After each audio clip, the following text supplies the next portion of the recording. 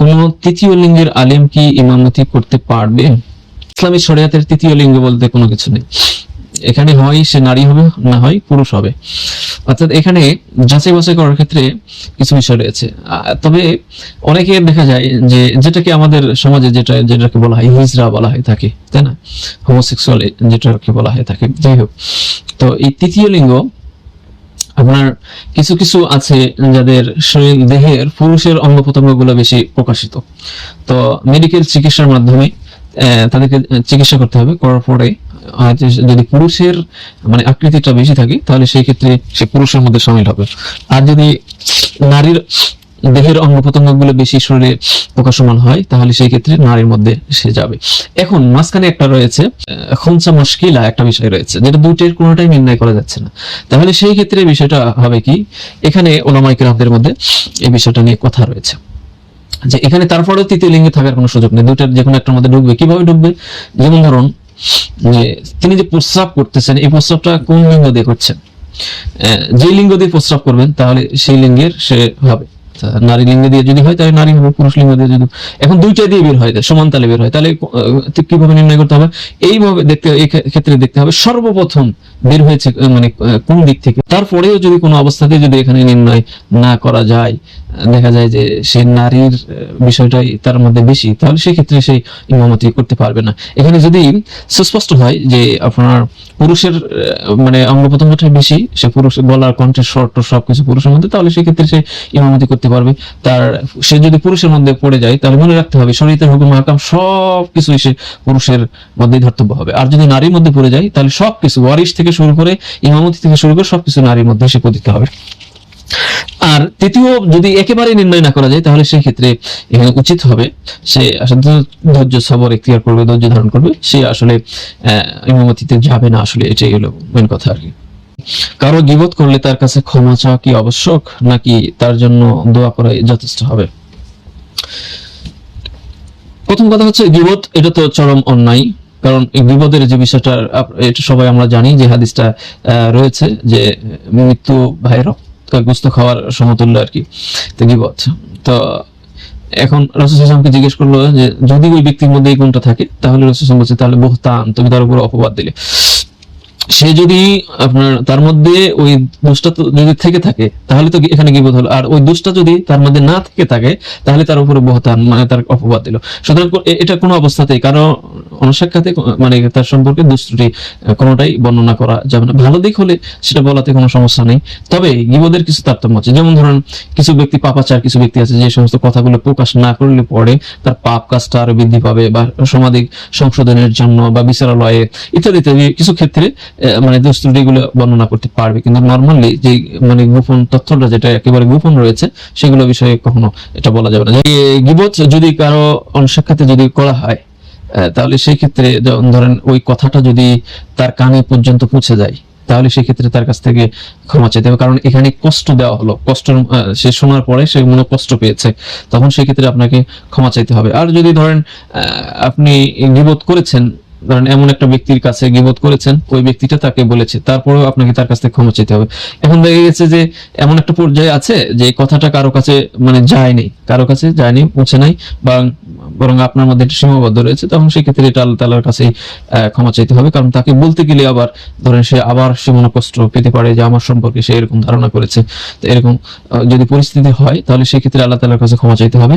আর মনে রাখতে হবে কোনো অবস্থাতে যদি কথাটা বাস্ট হয়ে যায় কারো কাছে যায় তাহলে সেক্ষেত্রে আপনাকে ক্ষমা চাইতে হবে। সুদ খায় তার পিছনে কি সালাত আদায় করা যাবে? ওয়া আহাল্লাল্লাহুল বাই'a ওয়া হারামার রিবা, আল্লাহ তাআলা ব্যবসাকে হালাল করে দিয়েছেন, সুদকে হারাম করে দিয়েছেন। সুদের 70টি গুনাহ, তার ছোট গুনাহ আছে নিজের মায়ের সাথে জিনা করা। রাসূল সাল্লাল্লাহু আলাইহি ওয়াসাল্লাম হাদিসের মধ্যে বলেছেন লা'আনা রাসূলুল্লাহ সাল্লাল্লাহু আলাইহি ওয়াসাল্লাম আকিলা রিবা ওয়া মাওকিলা ওয়া কাতিবা ওয়া শাহিদাই ওয়া ক্বালাহুম সাওয়া। এখানে চারটি বিষয় উল্লেখ রয়েছে, যে সুদ খায়, সে সুদ দেয়, যে সুদের সাক্ষী, যে সুদের লেখক, এই চারটি সবার উপরে আল্লাহ তাআলার লানত বর্ষিত হয়। এটা সুস্পষ্ট রূপে তো হারাম, এখানে কোনো সন্দেহ নেই। তো এখন বিষয়টা হচ্ছে যে সুদী একজন ব্যক্তি সুদ খায়, সেই ইমামতি করতে পারবে কিনা। তো প্রথম কথা হচ্ছে এমন ব্যক্তিকে ইমাম বানানো ঠিক হবে না। তারপরে যদি ওই ব্যক্তিটা যদি ধরে নেন সরকারি ইমাম হয়েছে, এমন একটা মসজিদের ইমাম হয়েছে যে কোনোভাবেই তাকে সেখান থেকে মানে আপনাকে সরানোর কোনো উপায় নেই, সামাজিকভাবে এটা পাচ্ছে না, কারণ সে রাষ্ট্রের একজন ইমাম, সেই ক্ষেত্রে সাধারণ মানুষ তো তাকে হটাতে পারবে না, সেখান থেকে সরাতে পারবে না, তাহলে সেই ক্ষেত্রে তার পিছনে নামাজ আদায় করবে। কারণ এখানে সে তো মুশরিক হয়ে জানি, সে মানে সে কাফেরও হয়ে জানি, সে ইসলামের মধ্যে আছে, ইসলামের মধ্যে আছে, সেই ক্ষেত্রে সে একজন ফাসেক, এতে নিঃসন্দেহে এতে কোনো তো সে নেই, এর বিরুদ্ধে কোনো সে নেই, সে তো একজন ফাসেক। তো ফাসেকের পিছনে নামাজ হবে কখন? একান্ত বাধ্য হলে, কারণ সেই ক্ষেত্রে আপনার নামাজ পড়লে আপনার নামাজ হয়ে যাবে, তারপরে নামাজ আপনাকে জামাতের সাথে আদায় করতে হবে, কারণ আল্লাহ তাআলা কোরআনে কারিমের মধ্যে বলেছেন ওয়ারকাউ মা'আর রাকিঈন, তোমরা রুকুকারীদের সাথে রুকু করো। এই আয়াত দ্বারা এখানে নামাজকে ওয়াজিব করে দেওয়া হয়েছে, সুতরাং জামাতের সাথে আপনাকে নামাজ আদায় করতে হবে। সুতরাং ফাসিকও যদি হয় তার পিছনে আপনাকে নামাজ আদায় করতে হবে। প্রথম কথা হচ্ছে যে আপনার কাছে যদি কোনো ওয়ে থাকে তাহলে আপনি নসিহা করবেন, এরপরে সামাজিক ভাবে যদি হয়ে থাকে তাহলে সামাজিক ভাবে আপনি বৈঠক করবেন, সবাইকে পরামর্শ দিবেন যেরকম সুদী ব্যক্তিকে ইমাম নিয়োগ করা এটি ঠিক হবে না। এই ক্ষেত্রে যত ওই আছে আপনি তালাশ করবেন, যদি সম্ভব না হয় তাহলে সেই ক্ষেত্রে তার পিছনে আপনি নামাজ আদায় করবেন। আর যদি ধরেন কয়েকজন ব্যক্তি একসাথে কোথাও গিয়েছে, সে হয়তো মুআক্কাতান সাময়িকের জন্য ইমামতি করবে, তাহলে সেই ক্ষেত্রে ফাসিক ব্যক্তিদেরকে সেখানে ইমামের জন্য সামনে বাড়িয়ে দেওয়া এটি ঠিক হবে না। আশা করি বিষয়টা বুঝতে পেরেছেন। প্রশ্ন হচ্ছে, আমি আগে একটু টাইট ফ্যাশনেবল বোরকা ইউজ করতাম, এখন করি না আলহামদুলিল্লাহ। এখন ওই বোরকাগুলো কি আমি মানুষকে দান করতে পারবো, নাকি ওরা পরে ঘুরে বেড়ালে আমার মনে হবে? না, যেহেতু যেটা আপনি নিজের জন্য পছন্দ আপনি করছেন না, টাইট ফিট এটা পড়লে যেহেতু মানে শরীরের অঙ্গ প্রত্যঙ্গ এখানে প্রকাশ পাওয়ার জন্য সম্ভাবনা রয়েছে, তাহলে সেই ক্ষেত্রে এটি আপনাকে দেওয়া ঠিক হবে না। কারণ যেই ত্রুটির জন্য আপনি এটার থেকে বিরত হয়েছেন, সেই ত্রুটি কেন আপনি আবার করবেন? মাগরিবের নামাজের প্রথম কি 2 রাকাত সুন্নাত আদায় করতে হবে, নাকি ফরজ সালাতের পরে আদায় করতে হবে? মাগরিব নামাজের প্রথমে যদি আপনি 2 রাকাত পড়তে চান, প্রথমে আপনি যদি মসজিদে পড়েন তাহলে তাহিয়াতুল মসজিদ 2 রাকাত পড়বেন আপনি, এটা একটা বিষয়। আরেকটা বিষয়, 2 রাকাত মাগরিবের আগে যদি 2 রাকাত আপনি পড়তে চান তাহলে এটা সুন্নাতে জিয়াদা বলা হয়, অতিরিক্ত সুন্নাত, সেটা আপনি করতে পারেন, নাও করতে পারেন, ইনশাআল্লাহ কোনো সমস্যা নেই। এটা আপনি কিন্তু মাগরিবের পরে 2 রাকাত সুন্নাতে রাতিবা, যেটা সুন্নাতে মুআক্কাদা, এটা আপনাকে আদায় করতে হবে মাগরিবের নামাজের পরে। সুন্নাতে রাতিবা যেটা মাগরিবের নামাজের পরে, আগে যদি আপনি আদায় করতে চান এটা সুন্নাতে জিয়াদা, আপনি আদায় করতে পারেন ইনশাআল্লাহ।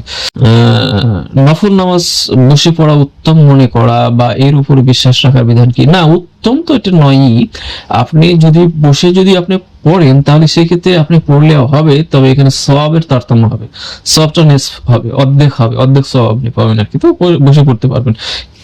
আপনি জেনে শুনে, আপনি সুস্থ মানুষ, কেন জেনে শুনে আপনি অর্ধেক সওয়াব আপনি নেবেন না? আপনি সওয়াবের জন্য তো সালাত আদায় করতেছেন, তাহলে সেই ক্ষেত্রে আপনি বসে পড়বেন কেন? একটু কষ্ট হলে আপনি দাঁড়িয়ে ভালোভাবে আপনি নামাজটা আদায় করবেন। তবে উজুর যদি থাকে তাহলে সেই ক্ষেত্রে তো আপনি বসে পড়বেন ইনশাআল্লাহ, কোনো সমস্যা নেই। আমার বাবা ঠিক মতো সালাত আদায় করে না, জুমার দিন জুমার সালাত আদায় করেন। অনেকে বলে এই কাজ, বলে ও কাজ হয় না, এখন আমাদের করণীয় কি? অনেক জনের বিষয়।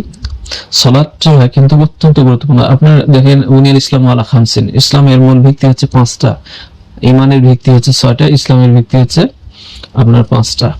এই 5টার মধ্যে সালাত একটা রয়েছে। বুনিয়াল ইসলাম আলা খামসিন, শাহাদাতি আল্লাহ ইলাহা ইল্লাল্লাহ, ইকামিস সালাহ ওয়া ইতাইজ যাকাত ওয়া সাওমি রমাদান ওয়াল হজ্জুল বাইত মান ইসতাতা ইলাইহি সাবিলা। এখানে ইসলামের ভিত্তি 5টা উল্লেখ করা হয়েছে, এর মধ্যে একটা রয়েছে সালাত। আপনার ইসলামী ভিত্তির বাকি 4টা, যে 4টা গুলো রয়েছে, 4টা আপনার, এটা যদি কোনো ব্যক্তি অলসতাবশত অস্বীকার না করে, যদি অলসতাবশত যদি কেউ আদায় না করে, যেমন হজ ফরজ হয়েছে হজ করলো না, বা জাকাত ফরজ হয়েছে জাকাত দিল না, সাওম ফরজ হয়েছে সে সাওম আদায় করলো না, তাহলে সেই ক্ষেত্রে কবিরা গুনাহ হবে। কিন্তু এখানে কাফের বলে উল্লেখ করা হয়নি। কিন্তু সালাত এমন একটা ইবাদত, কোনো ব্যক্তি যদি ইচ্ছাকৃত ভাবে সালাতটা ছেড়ে দেয় তাহলে তাকে কাফের বলা হয়েছে। হাদিসের মধ্যে এসেছে মান তারাকা সালাতা ফাকাদ কাফারা, যে ব্যক্তি নামাজ ছেড়ে দিল সে কুফরি করলো। আরেকটা হাদিসের মধ্যে এসেছে আস-সালাতু ইমাদুদ্দিন, নামাজ হচ্ছে দ্বীনের মূল খুঁটি ভিত্তি। মান আকামাহা ফাকাদ আকামাদ্দিন, যে নামাজ প্রতিষ্ঠা করলো সে গোটা দ্বীনকে প্রতিষ্ঠা করলো। ওমান তারাকাহা ফাকাদ হাদামাদ্দিন, যে নামাজ ছেড়ে দিল সে গোটা দ্বীনকে ধ্বংস করে ফেললো। আরেকটি হাদিসের মধ্যে এসেছে লা হাবযা ফিল ইসলাম লিমান তারাকা সালাহ, ওই ব্যক্তির ইসলামের কোনো অংশ নিয়ে যে নামাজ ছেড়ে দিল। বান্দা এবং কাফেরের মধ্যে পার্থক্য হচ্ছে সালাত। এইভাবে করে আরো বেশ কিছু হাদিস সাব্যস্ত রয়েছে, অনেক হাদিস রয়েছে এই ব্যাপারে। এই সমস্ত হাদিসগুলো গবেষণা করে ওলামায়ে কিরাম যে মতটা ব্যক্ত করেছেন তা হচ্ছে ইমাম শাফি, ইমাম আবু হানিফা, ইমাম মালিক, তিন ইমামের মতে যদি কোনো ব্যক্তি নামাজ ছেড়ে দেয়, সেটা ধরেন শয়তানের ওয়াসওয়াসায় পড়ে মাঝে মধ্যে পড়ে না, যাতায়াতের মধ্যে থাকে, তাহলে সেই ক্ষেত্রে সে কাফির হবে না, বরং সে কাবিরা গুনাহ করতেছে। বরং যখন সে নামাজটা ছেড়ে দিচ্ছে তখন সে কুফরি করতেছে, আবার যখন নামাজে ফিরে আসতেছে তখন সে ওই ঈমানটা তার কাছে ফিরে আসতেছে। অর্থাৎ এইভাবে যাতায়াতের মধ্যে সে রয়েছে, এরকম অবস্থা। অর্থাৎ পরিপূর্ণরূপে সে মানে বড় কাফের নয়, এখানে সে কুফরি করতেছে কিন্তু বড় কাফের নয়, বরং এই কাফেরের মাধ্যম দিয়ে সে ইসলাম থেকে বের হয়ে যাচ্ছে না। ইমাম আহমদ বিন হাম্বল বলেছেন কোন ব্যক্তি যদি এক ওয়াক্ত নামাজ ছেড়ে দেয় তাহলে সে কাফের হয়ে যায়, এবং এই অবস্থায় যদি তার মৃত্যু হয়ে যায় তাহলে পরকালীন জগতে সে জাহান্নামে যাবে, খালিদিনা ফিহা আবাদা, সারা জীবনের জন্য সে জাহান্নামে যাবে, সে জাহান্নাম থেকে আর বের হতে পারবে না। এটা ইমাম আহমদ বিন হাম্বল এই মত ব্যক্ত করেছেন। আর বাকি তিন ইমাম বলেছেন যে আপনার সে ফাসেক, কবিরা গুনাহ করতেছে, যখন সে নামাজ ছেড়ে দিচ্ছে সে কুফরি করতেছে, যখন পড়তেছে সে অথবা ঈমান তার কাছে রিটার্ন করতেছে, ফিরে আসতেছে। অর্থাৎ যখন পড়তেছে না, অর্থাৎ ঈমান তার মধ্যে নেই, এই অবস্থায় মৃত্যুবরণ করলে সে কিন্তু কাফের হয়ে যাবে। এটা একটা জটিল একটা বিষয়, ওলামায়ে কেরাম এইভাবেই এই বিষয়টাকে ব্যাখ্যা বিশ্লেষণ করেছে। আর দুনিয়ার হুকুমের ক্ষেত্রে, আপনার এই দুনিয়ার পার্থিব জগতের হুকুমের ক্ষেত্রে কোনো ব্যক্তি যদি নামাজ ছেড়ে দেয়, সকল ওলামায়ে কেরাম ঐক্যমত পোষণ করেছে ইসলামিক খলিফা অর্থাৎ খলিফার হুকুমত যদি সমাজে প্রতিষ্ঠিত থাকে তাহলে তাকে হত্যা করতে হবে। এটা সকল ইমামরা এই মত ব্যক্ত করেছেন। সুতরাং এখানে জুমার নামাজ আদায় করেন, শুধুমাত্র 5 ওয়াক্ত নামাজ আদায় করেন না। আসলে এই নামাজের কতটুকু ফজিলত রয়েছে, যাই হোক, তারপরে আমরা বলবো না যে এটা যে জুমার নামাজ মানে শুধু পড়তেছে সেই জন্য তার মানে কোনোটাই কোনো কিছু আল্লাহ তাআলার নিকটে গ্রহণযোগ্য হবে না, এটা আমরা বলবো না। যাই হোক, এখানে উচিত হবে নামাজের যে ফজিলতটা, এই ফজিলতটাকে তার কাছে তুলে ধরা। তুলে ধরা। উনি কি নামাজ পড়তেছেন না শয়তানের ওয়াসওয়াসায় পড়ে বা এই ধরনের কোনো কিছু বা অলসতাবশত এরকম কিছু না, আসলে নামাজকে সে পছন্দ করে না, ইনকার করে, এরকম পরিস্থিতি হয়েছে, বিষয়টা আরো মানে বর্ণনা সাপেক্ষ। তো যাই হোক, এখানে নামাজের বিষয়টা তার কাছে সঠিকভাবে তুলে ধরতে হবে। এখন জুমার নামাজটা শুধু আদায় করতেছেন, বাকি 5 ওয়াক্ত নামাজ আদায় করছেন না। যে আলোচনাটা করলাম, এই আলোচনার ভিত্তিতে আপনি এখানে প্রমাণ আপনি পেয়ে গিয়েছেন যে আসলে শুধুমাত্র জুমার সালাত আদায় করলেই নামাজ কতটুকু আল্লাহ তাআলার নিকটে গ্রহণযোগ্য হবে। আর বোন যদি পর্দা না করে তাহলে কি আমি গুনাহগার হব? আপনার বোন যদি পর্দা না করে তাহলে সেই ক্ষেত্রে উচিত হবে এখানে যে কুল্লুকুম রাইন ওয়া কুল্লুকুম মাসউলুন আন রাইয়াতিহি। আপনার পিতা যদি থাকে তাহলে এটা কিন্তু আপনার পিতার উপরে বাড়তে হবে। যেমন একটা সন্তান লালন পালন করার ক্ষেত্রে পিতামাতার কিন্তু অনেক দায়িত্ব এবং কর্তব্য থাকে। ছোটবেলা থেকেই সন্তানদেরকে সুশিক্ষায় গড়ে তোলা, তাকে কোরআন শিক্ষা দেওয়া, পর্দাপশি দেওয়া, মুআমালাত, এরপরে ইবাদত বন্দেগীর আকীদার বিষয়গুলো সবকিছু পিতামাতার শিখিয়ে দেওয়া উচিত, সন্তানদেরকে শেখানো উচিত এবং ইবাদতের ট্রাই করানো উচিত। পর্দা মেনটেন করা আগে থেকেই, পর্দা ফরজ হওয়ার আগে থেকে, অর্থাৎ বালিগ হওয়ার আগে থেকেই তাকে প্র্যাকটিসিং এর মধ্যে রাখা উচিত। এই সমস্ত বিষয় যদি করা হয়ে থাকে তাহলে সেই ক্ষেত্রে গুনাহ হবে না, এরপরে গুনাহ হবে না। তো এই ক্ষেত্রে তো অবশ্যই পিতামাতা সওয়াব পেয়ে যাবে ইনশাআল্লাহ। এখন যদি একটা নারী বালিগ হয়ে যাওয়ার পরে যদি এই কাজটা করে থাকে, অর্থাৎ পিতামাতা সঠিকভাবে সুশিক্ষা দিয়েছে, তারপরেও মানে বালিগ হয়ে যাওয়ার পরে সে মেয়েটা অবাধ্য হয়েছে, তারপরেও পিতার দায়িত্ব থেকে সে হয়ে যায়নি, কারণ বিবাহ হওয়ার আগ পর্যন্ত নারীর দায়িত্ব কিন্তু অভিভাবকের উপরে থাকে। সেই ক্ষেত্রে এই নারীর দায়িত্ব সর্বপ্রথম পিতার বর্তমানে ভাই যদি থাকে তাহলে ভাইয়ের উপরে এটা বাড়তে হবে। সেই ক্ষেত্রে ভাইয়ের উচিত হবে এই বোনকে পর্দা প্রসিদ্ধ করার ব্যাপারে তাকে নসিহা করা, আদেশ করা এবং সুন্দর ভাষায় তাকে নসিহা করবে। তার উপরে ক্ষিপ্ত হয়ে নয়, তার উপরে আঘান্বিত হয়ে নয়, প্রথমে ভালোবাসা ইত্যাদি ইত্যাদি বিষয়গুলো দিয়ে তাকে বলবে। এরপরে শেষ পর্যন্ত যদি একেবারে অবাধ্য হয়ে যায় তাহলে বালিগ হয়ে যাওয়ার পরে মানে সেখানে জোর জবরদস্তি করে মেরে পিটে আপনি মানে সেখানে কারণ তাকে আল হেদায়েত আপনি করতে পারবেন না। বোঝানোর যতগুলো ওয়ে রয়েছে সেই বোঝাবেন। আপনি যদি আদেশটুকু যদি না করেন বা তাকে যদি না বলেন, সেই ক্ষেত্রে তো সেখানে গুনাহগার অবশ্যই হতে হবে।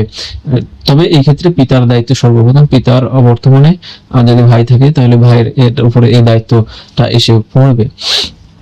অনেক ক্ষেত্রে দেখা যায় পিতা ও গাফিলতির কারণে এটা হয়ে থাকে। তাহলে সেই ক্ষেত্রে যিনি যিনি ফ্যামিলির মধ্যে যিনি ভালো কোরআন হাদিস ভালো জানেন বা যিনি বুঝেন, তার উচিত হবে তাদেরকে বুঝিয়ে বলা। মেয়ে যদি বিবাহ হয়ে যাওয়ার পরে স্বামীর ঘরে যায়, তাহলে তারপর সেখানে যে যদি পর্দা প্রসিদ্ধ মেনটেন যদি না করে থাকে, তাহলে সেটা স্বামীর উপরে তখন বাড়তে হবে। আশা করি বিষয়টা ভাই আপনি বুঝতে পেরেছেন। স্বরলিপি লিখেছেন, আসসালামু আলাইকুম। ওয়ালাইকুম আসসালাম ওয়া রাহমাতুল্লাহ। শেখ, দোয়া কুনুত ছাড়া ভিতরে নামাজ পড়া যাবে?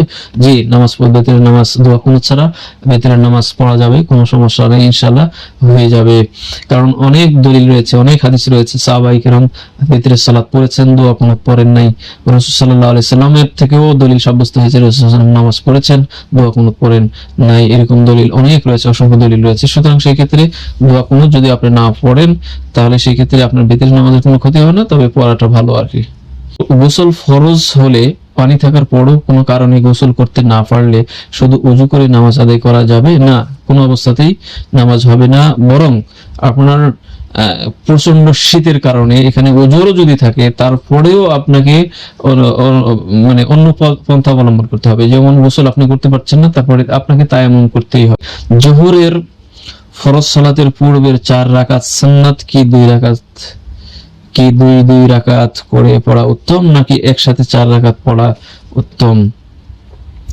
এখানে আপনার জোহরের নামাজের পূর্বে সুন্নাত যে নামাজটা সাব্যস্ত হয়েছে, একটা হাদিসের মধ্যে রয়েছে 4 রাকাত, জোহরের ফরজ নামাজের পরে রয়েছে 2 রাকাত। তো যাই হোক, 4 রাকাত এটা অধিক গ্রহণযোগ্য হাদিস যেটা এসেছে, 4 রাকাত এটা সুন্নাত। তো এই নামাজটা আপনি কি 2 রাকাত করে পড়বেন? হ্যাঁ, 2 রাকাত করে পড়াটাই উত্তম। উলামায়ে কেরাম এটাই বলেছেন, কারণ হাদিসের মধ্যে এসেছে সালাতুল লাইলি ওয়ান নাহারি মাসনা মাসনা, দিন এবং রাতের নামাজ হচ্ছে 2 রাকাত করে। এই হাদিসটা সাব্যস্ত হয়েছে আপনার ফরজ ছাড়া যত নামাজ রয়েছে সকল নামাজের ক্ষেত্রে। সেই ক্ষেত্রে আপনি 2 রাকাত করে পড়বেন। 2 রাকাত পড়লে আরো বেশি এক্সট্রা সওয়াব আপনি পাবেন। এই কারণে যে আপনি ধরুন আপনি 4 রাকাত যদি একসাথে পড়েন, তাহলে 2 রাকাত পড়ার পরে যে মাঝখানে যে বৈঠকটা আপনি দিবেন, এই বৈঠকে কিন্তু আপনি শুধুমাত্র তাশাহুদ আপনি পড়বেন, এরপরে দুরুদ আপনার পড়তে হচ্ছে না, তারপরে মাসুরা যেটা রয়েছে, 2টা মাসুরা রয়েছে, এটা কিন্তু আর আপনাকে পড়তে হচ্ছে না। এখন আপনি যদি মাঝখানে যদি আপনি সালাম ফিরেন 2 রাকাত পড়েন, তাহলে সেই ক্ষেত্রে কিন্তু দুরুদও পড়তে হচ্ছে, মাসুরা পড়তে হচ্ছে, এখানে এক্সট্রা আপনি আরো বেশি সওয়াব পাচ্ছেন। এই জন্য সাহাবায়ে কেরাম থেকে এটা সাব্যস্ত হয়েছে রাসূল সাল্লাল্লাহু আলাইহি ওয়াসাল্লাম 2 রাকাত করে নামাজ আদায় করতেন। তাহলে সেই ক্ষেত্রে আপনি 2 রাকাত পড়বেন, এটাই হলো উত্তম। তবে যদি একসাথে 4 রাকাত পড়েন, তাহলে সেই ক্ষেত্রে নামাজ আপনার আদায় হয়ে যাবে ইনশাআল্লাহ। মেশিন দিয়ে ইঁদুর মারা যাবে কি? যে কোনো প্রাণী, ক্ষতিকর প্রাণী হত্যা করার ব্যাপারে যে বিষয়টা রয়েছে, তা হচ্ছে যেটা আপনার ইসলাম শরীয়ত যেটা সাব্যস্ত হয়েছে, তা হচ্ছে ওই প্রাণীকে কষ্ট দিয়ে না মারা। অনেক ক্ষেত্রে দেখা যায় ইঁদুর মারার বিভিন্ন ধরনের যন্ত্র বের করা হয়েছে। অনেকে আঠা দিয়ে ইঁদুর মারে, বা দেখা যায় যে এমন কিছু যন্ত্র আবিষ্কার করেছে যে কষ্ট দিয়ে মানে মারে আর কি, দীর্ঘক্ষণ পর্যন্ত তার জীবনটা নাশ হয় না। এমন কিছু দিয়ে মারতে হবে যাতে সাথে সাথে তার প্রাণটা চলে যায়। এটা মানে যন্ত্রটা যদি এরকম হয় যে সাথে সাথে মৃত্যুবরণ করবে, তাহলে সেই ক্ষেত্রে জায়েজ হবে। কিন্তু যদি ধরেন এমন একটা যন্ত্র, সেই যন্ত্রের মধ্যে আটকা পড়েছে ধরেন কয়েক ঘন্টা যাবত, মানে দীর্ঘমেয়াদী, সে বাঁচার জন্য অনেক প্রান্তকর চেষ্টা করেছে, শেষ পর্যন্ত সেখানে মৃত্যুবরণ করেছে। আবার দেখা যাচ্ছে যে এমন যন্ত্র সেখানে অনাহারে থেকে সে মৃত্যুবরণ করেছে, মানে দীর্ঘমেয়াদী অবস্থার যাতে সৃষ্টি না হয়, হ্যাঁ, এই দিকে লক্ষ্য রাখতে হবে। তাহলে এটি জায়েজ নয়। যে কোনো প্রাণীকে হত্যা করার ক্ষেত্রে কষ্ট দিয়ে হত্যা করা যাবে না। আশা করি বিষয়টা বোন আপনি বুঝতে পেরেছেন সংক্ষেপে। এক বাদ্যযন্ত্র ছাড়া কি সুর করে গান গাওয়া বা শোনা জায়েজ হবে? গান আপনি কোন ধরনের গান উদ্দেশ্য করতেছেন? গানটা বাদ্যযন্ত্র ছাড়া যদি ইসলামিক হয়, উপকারী যদি হয়, আপনার নাশিদ যদি হয়, নাচ যদি হয়, আর এই নাচের মধ্যে কিন্তু বিভিন্ন ধরনের গান আছে, মনে রাখতে হবে। বেদাতি অনেক শিরকি গান কিন্তু ভরা, এদিকেও লক্ষ্য রাখতে হবে।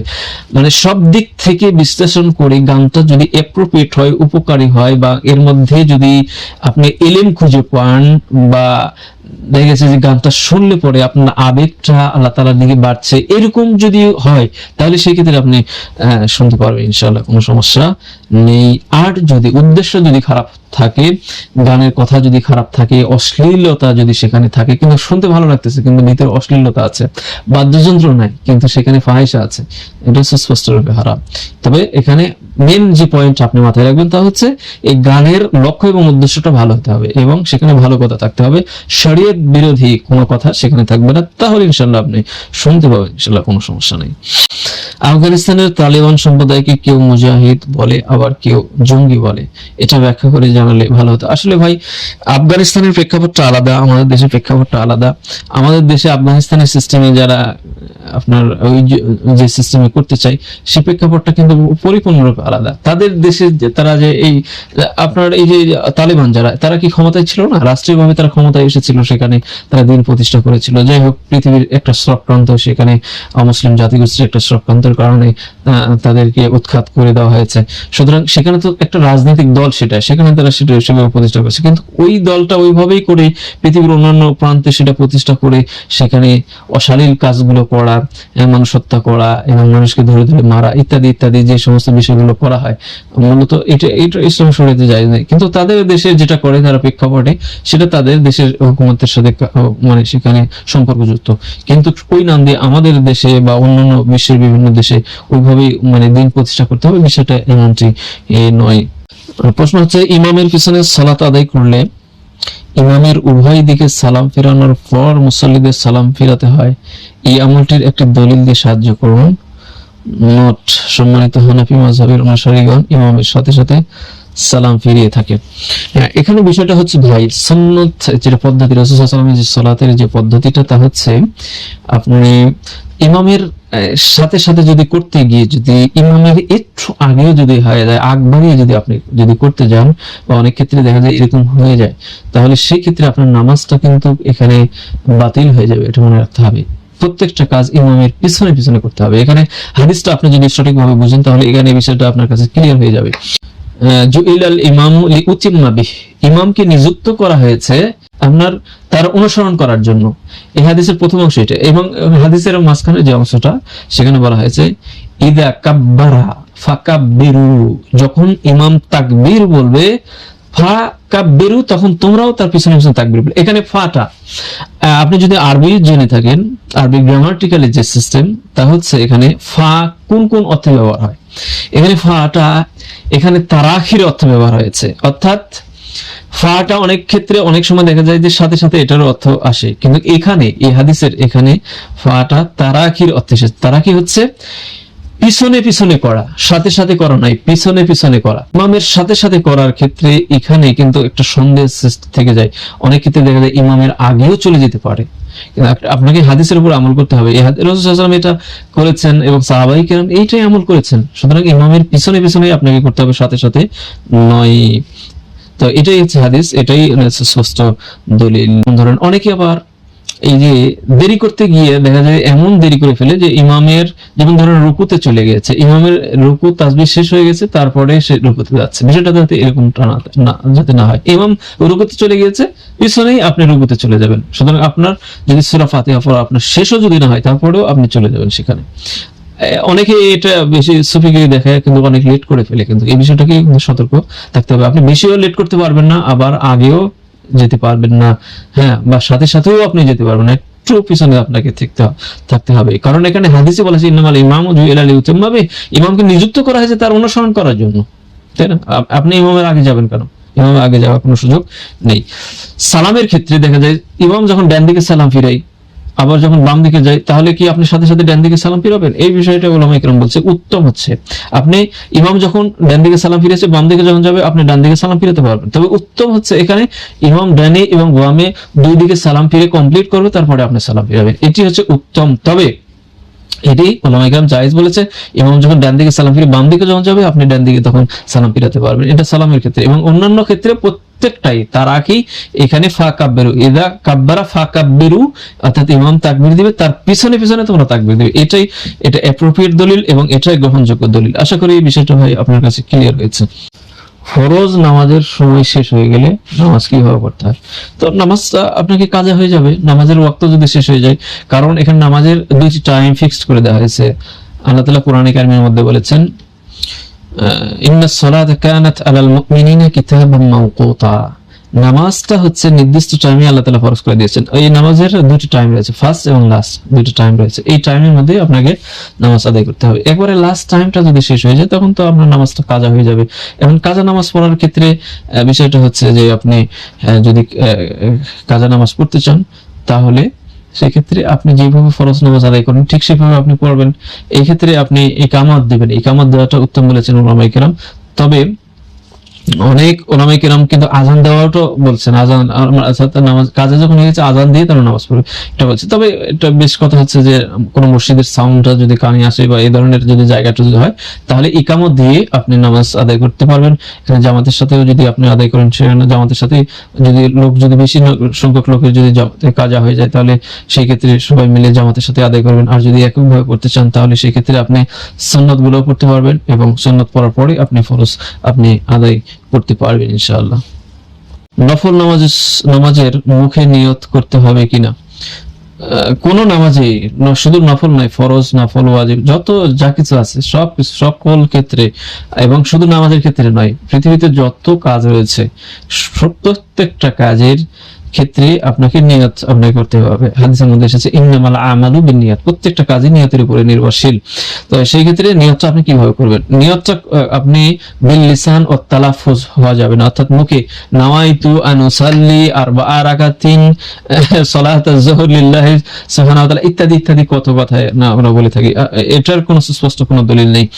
তালাফুজ মুখে উচ্চারণ হবে না এবং লিসান আপনি বলতেও পারবেন না, এই বিষয়টা লক্ষ্য রাখতে হবে। নিয়তটা হচ্ছে অন্তরের সাথে মানে কলবের সাথে সম্পর্কযুক্ত একটা বিষয়, সংকল্প করার একটা বিষয়। আপনি মনে মনে আপনি সংকল্প করবেন, এটাই হচ্ছে নিয়ত। আশা করি বিষয়টা আপনি বুঝতে পেরেছেন। বাচ্চাদের বদ নজর লেগেছে বুঝবো কিভাবে? বদনজর যখন লাগে বাচ্চা দেখবেন হয়তো বা বেশি বেশি কান্নাকাটি করে বা এই ধরনের কোনো কিছু, বা সে থামতে চাচ্ছে না বা তার কোন শরীরের কোনো একটা ক্ষতি হচ্ছে, তবে এটা অযথা আপনাকে সন্দেহ করার কোনো প্রয়োজন নেই। সন্তানের যদি এরকম অবস্থা সৃষ্টি হয়ে যায়, বেশি কান্নাকাটি করে, তাহলে সেই ক্ষেত্রে আপনি রুকিয়া করতে পারেন। রুকিয়া ঝাড়ফুঁক যারা দেয় তাদের কাছে আপনি নিয়ে যেতে পারেন, এটা করতে পারেন ইনশাআল্লাহ। সূরা ফাতিহা, নাস, ফালাক ইত্যাদি ইত্যাদি যে সমস্ত যারা রুকিয়া করে আর কি, যারা ঝাড়ফুঁক দেয়, আমাদের শিরকি কার্যকলাপ সেখানে থাকবে না, কিন্তু এই বিষয়টা মনে রাখতে হবে। তো কোনো ভালো একজন আলেম এলাকার যারা আছে তাদের কাছে আপনারা ঝাড়ফুঁক দিবেন ইনশাআল্লাহ, তাহলে কারো বদনজর যদি লেগে থাকে তাহলে সেখান থেকে ইনশাআল্লাহ মুক্তি পেয়ে যাবে।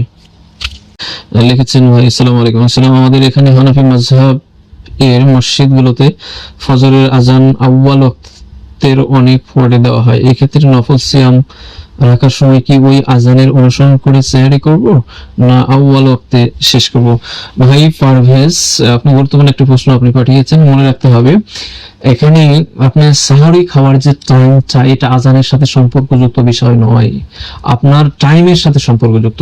কোনো জায়গায় দেখবেন যে আজানটা বেশি খুব আগে দেয়, 5 মিনিট 10 মিনিট আগে দেয়, আবার কোনো মসজিদে দেরিতে দেয়। আপনার সাহরি খাওয়ার যে সময়টুকু এই সময় কিন্তু আজানের সাথে সম্পর্কযুক্ত নয়। হ্যাঁ, তবে আজানটা যদি আপনার এই সাহরি খাওয়ার সাথে অ্যাডজাস্ট করে যদি দেয় তাহলে সেই ক্ষেত্রে কথা আলাদা, কিন্তু অনেক ক্ষেত্রে এটা করে না।